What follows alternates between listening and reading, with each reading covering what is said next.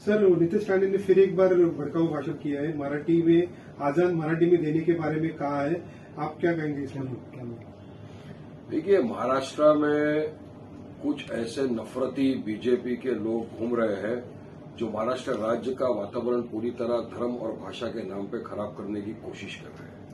इनका एक ही काम है, मुसलमानों के खिलाफ नफरत फैलाओ, भड़काओ भाषण दो और अपनी गंदी राजनीति को चमकाओ।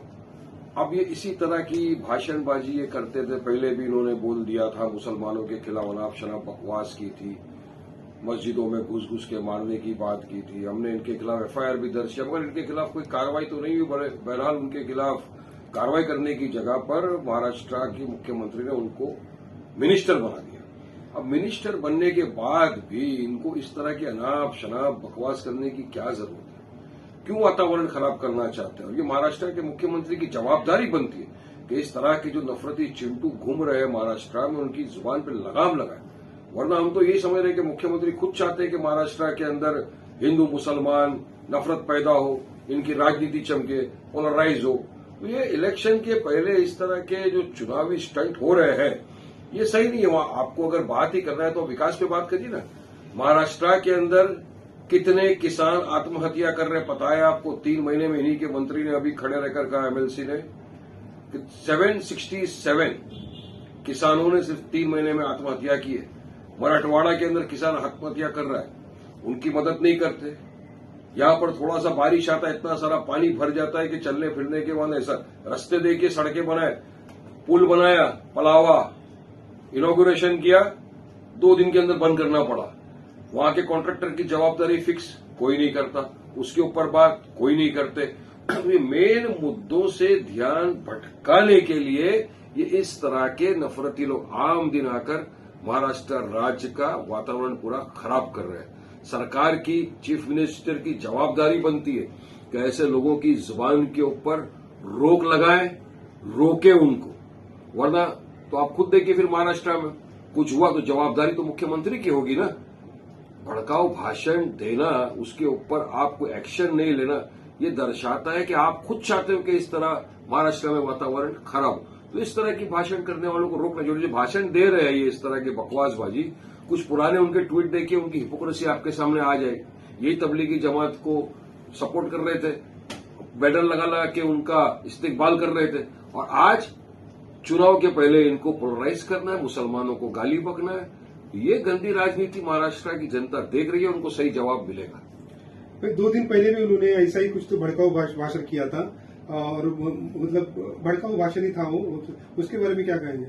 ये देखिए, भड़काऊ भाषण ये दे क्यों रहे पता है? इनको पता है कि मीडिया इसको कैच करेगी, इनको पब्लिसिटी मिलेगी। ये 2 मिनट की पब्लिसिटी के लिए इस तरह की हेट स्पीच देकर महाराष्ट्र का वातावरण खराब कर रहे हैं, मुसलमानों के खिलाफ अनाप शनाप बकवास कर रहे हैं, जहर उगल रहे हैं। तो ये सिर्फ पब्लिसिटी स्टंट है और कुछ नहीं। अगर जिस दिन मीडिया आप लोगों ने अगर उनको भाव देना कम कर दिया, खत्म कर दिया, तो वो दिखेंगे भी नहीं, वो आएंगे भी नहीं। कभी किसी पब्लिक को पता भी नहीं चलेगा कि कोई मंत्री इस नाम का है यहां पर।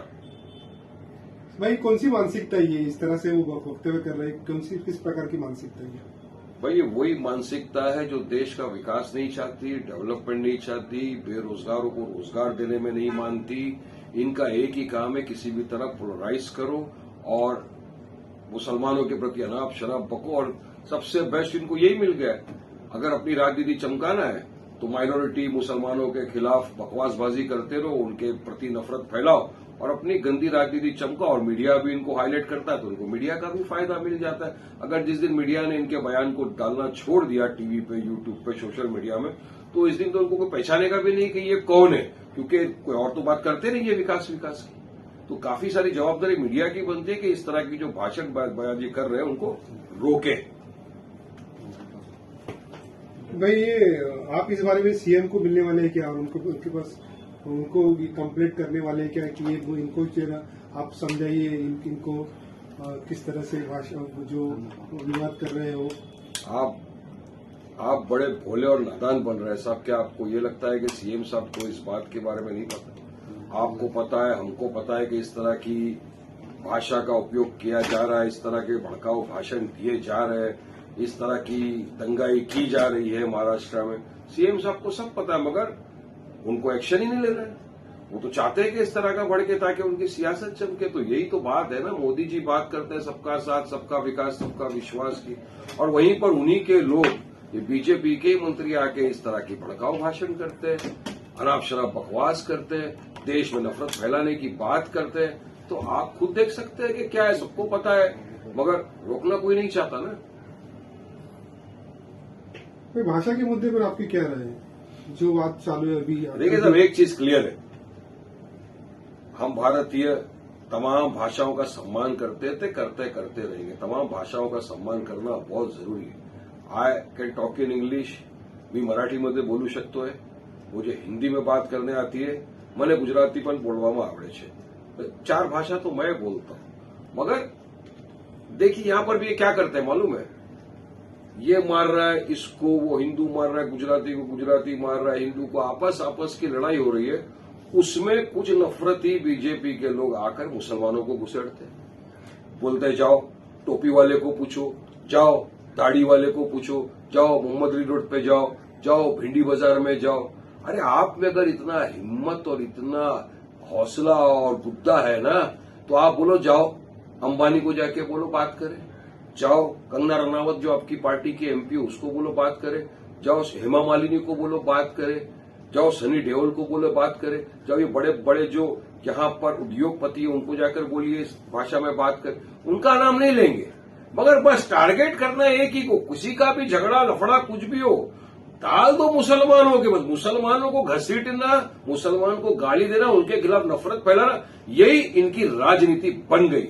जो महाराष्ट्र की जनता को पसंद नहीं, महाराष्ट्र का युवा रोजगार चाहता है, महाराष्ट्र का इंसान एक अच्छी सड़क चाहता है जहां पर वो चल सके। महाराष्ट्र में महिला चाहती है कि कम से कम ऐसा रोड बने कि ऑटो में जब वो बैठे तो उसको डर न लगे। अगर प्रेग्नेंट वुमेन आज ऑटो में जाती है तो उसको डर लगता है कि कुछ हो जाएगा। महाराष्ट्र के अंदर किसान चाहता है